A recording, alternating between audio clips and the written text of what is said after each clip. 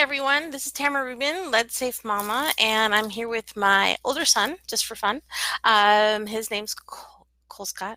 I forgot your name for 2 seconds.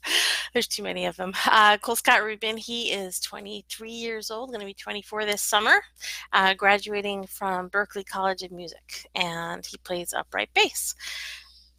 Say hello, Colescott. Hello, everybody. Good morning to you. And hopefully he'll be a radio announcer when he grows up, but he already grew up, so who knows what'll happen. Anyway, today I decided to share white china with you. So we'll just do a little round robin, and I'll show you the pieces that I'm going to share. They all look different, but they all have a different story, and they're all white. And one of these dishes significantly poisoned a child, and I will let you know which one that was at the end of it all. Here, wait, this one last one. Anyway, so the reason I wanted to talk to you about white china is because oh, can you hear me, by the way? If someone can hear me, comment. I had some problem with my audio before. Anyway, the reason I wanted to talk to you about white china was because there's a myth out there that white china, because it's white and simple and plain, is lead-free. Well, that's completely ridiculous as far as all myths go, because there's two kinds of white. Oh, hi, thank you. And when I say, oh, hi, thank you to someone, that's because I'm doing this as a Facebook Live video, but I will be posting it on YouTube later if you want to rewatch it. So YouTube people don't think I'm insane. I'm like, who's she talking to? Okay, so the problem is that there's two kinds of lead pigment as a base for lead, for glazes and paints and anything you might use as a powder. And it's red lead and white lead. So white is fundamentally a lead color. And the other thing about white dishes is most of them are shiny. See how shiny this one is? And because of that, there's often a clear lead, like leaded crystal, surface glaze on top of maybe a lead-free white glaze underneath, who knows? And it's the clear crystal that can be high lead. And when we're talking about high lead, some of these are as high as 300,000 parts per million lead. So that's 30% lead in the glaze, yeah? And someone said, well, that means they would be really heavy dishes. You wouldn't be able to lift up your dishes. And I explained to them why that's not the case. Why do you think that's not the case? Because the rest of the dish is made of a lighter weight material, so it kind of balances out. Yeah, exactly. Well, and the substrate of the clay is usually much more porous than the glaze, which is meant to be a surface that protects the dish, the porosity of the dish from your food, which is why it was probably originally put on when they started using glaze thousands upon thousands of years ago. So it would protect the ceramic and make it more durable, and then they started getting into it as an art. So this one I borrowed. I have to return it.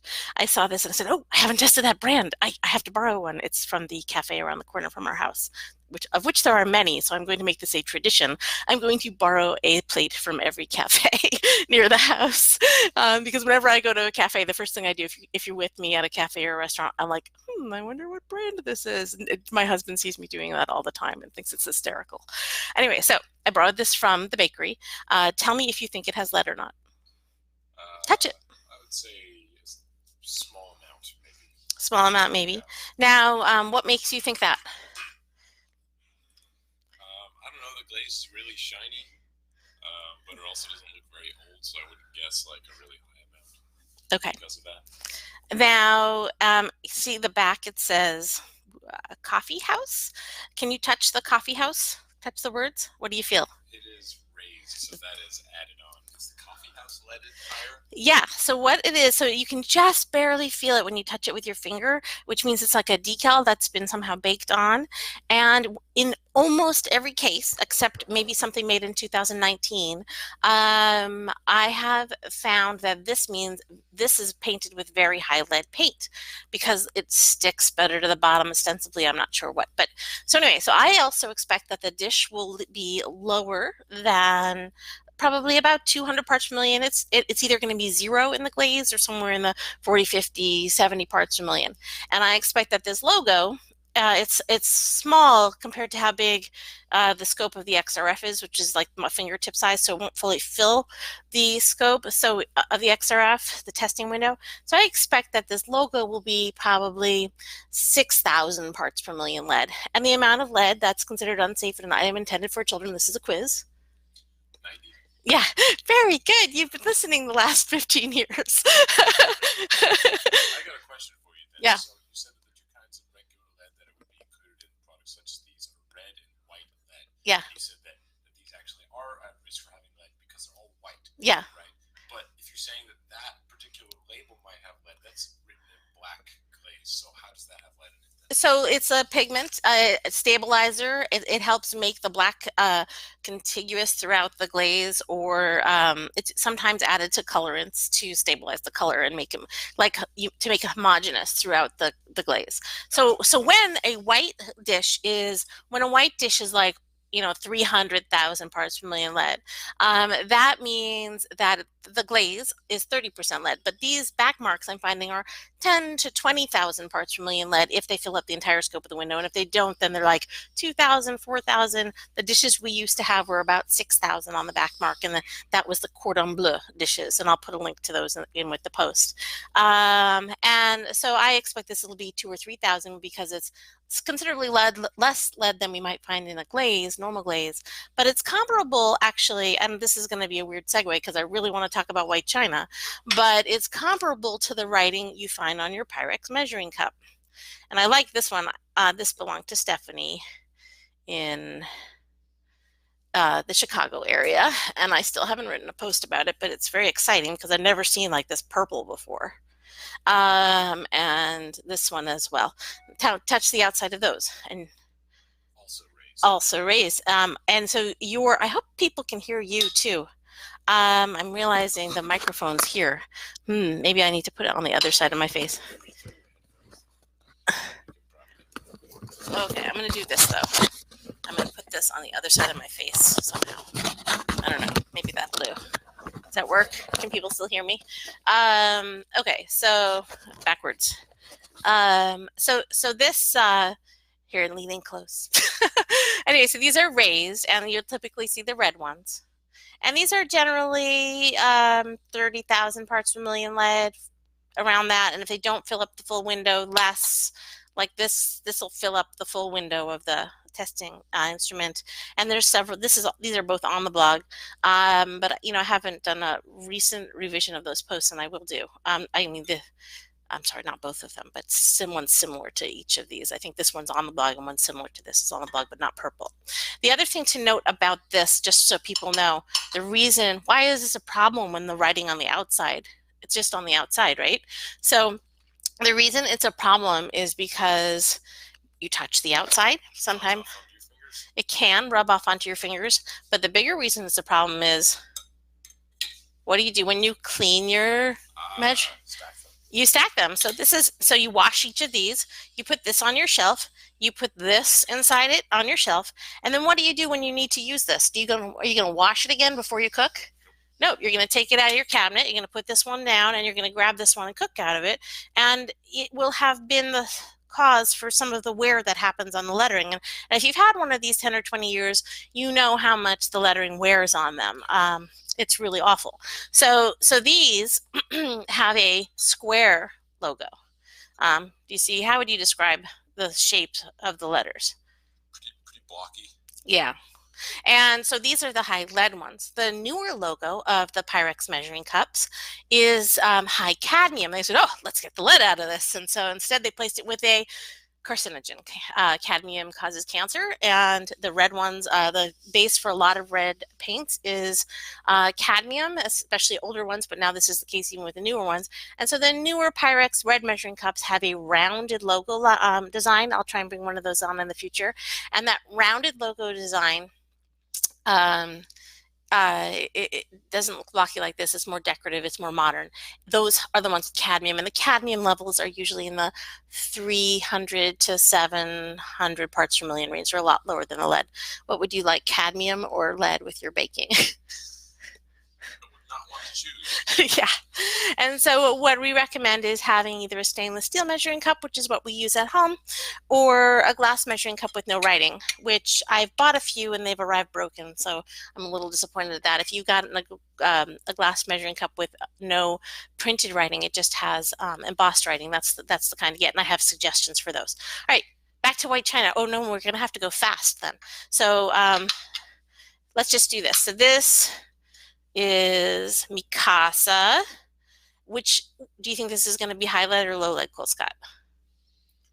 I don't know, maybe medium. Looks kind of fancy. It also has a ring of, what is that, silver kind of color on the edge of it? Like platinum-y silver. Yeah, that looks like it's wearing down, so I would expect that to have some lead in it.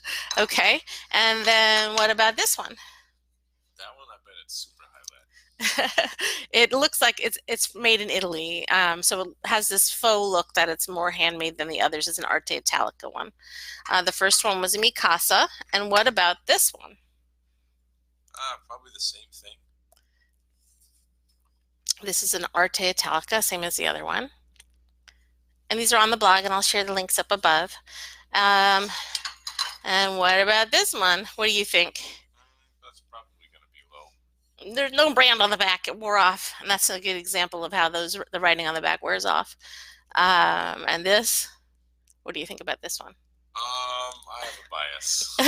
You know. Well, what's the answer? You know. Well, that one's probably going to be low or nothing because we use that one. Yeah, right. Exactly. All right. So I'll buzz through the answers to these quickly, and then I'll talk about this more in another video because I'm trying to keep these videos short. So this is the china that we use every day. It's not really china. It's super lightweight. It's Corelle. It's clear. I mean, it's unpainted white glass, and it's completely lead-free. There's no lead in the markings, and there's no lead anywhere in the dish, and that's what we use every day. And you can get them super cheap at Target. You don't need to get them on Amazon, but I'll put an Amazon link. And then this is an old IKEA plate that was lead-free. It's from the Rainbow House, so it's, I don't know, 13 years old, and that was lead-free. I mean, that's one that's lead-free, but some of their stuff isn't. This does not have lead at dangerous levels. Instead, they made this pewter edging. And instead of putting lead, which you'd think it is lead, it looks like lead, it turns out that they used antimony, which causes cancer in rats. What about people? Yeah, well, the Antimony Association said that there's no concern for trace level antimony exposure to humans and everyday items. They say it only causes cancer in rats and in industrial settings, and therefore it's not classified by the American Cancer Society as a carcinogen. Because of lobbying by the antimony. Yeah, right. It causes cancer in rats. And here it is in your plate in the tens of thousands of parts per million range. Wow. But the Antimony Association says it's fine. This is what they now use in lead-free pewter. If you bought something that said, oh, I want to buy something pewter, and, you know, because it's like a Renaissance fair mug or something, they put antimony in instead of lead. And antimony, in my opinion, is just as bad. The other thing about antimony that's terrifying is that I'm finding it in everything. I'm finding it in your blankets and pillows and couches and all sorts of things at trace levels. And what I'm telling families is that we don't know now how this is going to impact us, but I bet you in 10 years, check back with me in 2029, there's going to be new research showing that trace level antimony exposure from everyday household items like our beds and our blankets and our pillows and our stuffies in our cribs when we're babies is going to probably be linked to something. Because it causes a whole host of problems. That's all of the white china examples I had. Now, so just because I want to keep this short, here's the one that caused a child to be poisoned that's super high lead. And I've written about this post. It's with the one that came with the glass that had the little boy was drinking from. So it's because of that ring that's kind of deteriorating around the edge? No, it's the white. The white is glazed with a leaded glaze, like a leaded crystal. Okay. And that's what has made this toxic enough. This woman was married 20 years ago, around 1999, and she had 2 children. And she decided, hey, let's use our fancy wedding china for everyday china to celebrate our wedding and be, you know, the fact that we're married. And when her child was 2 years old, right around when he started using a plate, he started getting sick and symptomatic, and he's been sick for 12 years. And the doctors couldn't figure out what the problem was, and I came to her house and I found this, and I also found a a glass that she has that he was drinking out of every day that had lead. Gotcha. That's why, even though this is not well studied enough where you're going to find lots of stuff online that says, oh, your dishes can't poison you. I think there's even an article from the Smithsonian that says your dishes can't poison you. That's BS. Just the reason they're saying that is because there's no scientific study to back it up, because no one financially benefits from doing these studies. So there isn't a study that says, yes, dishes are poisoning people. And in fact, if they are super high lead, 30, 40, 50,000 parts per million or higher, and they're used on a daily basis by children using them for spaghetti sauce and putting stuff in the microwave and, then they can poison a child. So you definitely can be poisoned by your dishes, and you want to make sure you have lead-free dishes, and it's super inexpensive to have lead-free dishes. And I'll put several links to some up above. So I know you've been very quiet and sweet. Any closing thoughts? Well, I've grown up with this woman as my mother, and I still learn new things. So I guess keep tuning in, because you never know what you're going to learn. And you're going to have to furnish an apartment soon. Are you? Right. What kind of dishes are you going to get? I don't know, but I'm going to consult you first, that's for sure. And so speaking of which, and you don't have to be my son to consult me first, there's over 2,000 posts on the blog, and if you go to any page at leadsafemama.com or tamararubin.com, you just enter in, a brand or a country of origin or some descriptive words, and the dishes that I've tested that fall in that category will pop up, and you can kind of read about each dish, and I'll tell you if I don't like a brand. Like Crate & Barrel, Sur La Table, Williams-Sonoma, I hate those brands because they have had leaded dishes in the past, and they have done nothing to take corporate responsibility. And again, that's Crate & Barrel, the Pottery Barn, Sur La Table, Williams-Sonoma, all have produced or sold leaded items and have done nothing to make a public statement or change their manufacturing processes or their buying and distribution choices. So even though they have now started making lead-free dishes, and I think a lot of that is from pressure from my readers, the Pottery Barn back mark is now lead-free, the Crate & Barrel back mark is now lead-free, and the Sur La Table back mark is now lead-free.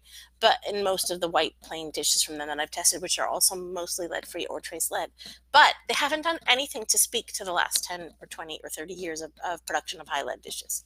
So politically, how do you feel about politics? One last thought, in terms of the politics of this. You're in a political thought class right now. I am, and it's really unfortunate, but it's true that at the moment the responsibility is on the consumer to put pressure on the producers of the products that we use on a day-to-day basis, because our government agencies are regulating the contaminations and the elemental makeups and just the safety of general consumer products. So if you are people who are contacting these companies and putting pressure on them, right on, keep on doing it, because it's making a difference, and the kind of widespread regulations that we're looking for to keep things safe will happen as a result of consumer pressure if it builds up enough. So thank you. That's a good school you're going to.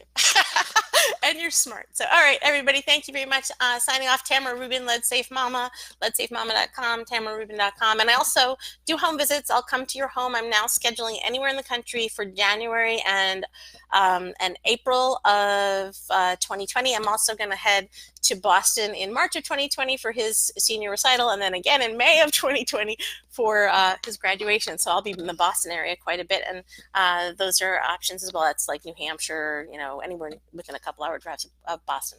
All right, again, tamararubin.com, and look at the links after you watch the video in case you want more information. Bye-bye. Bye-bye.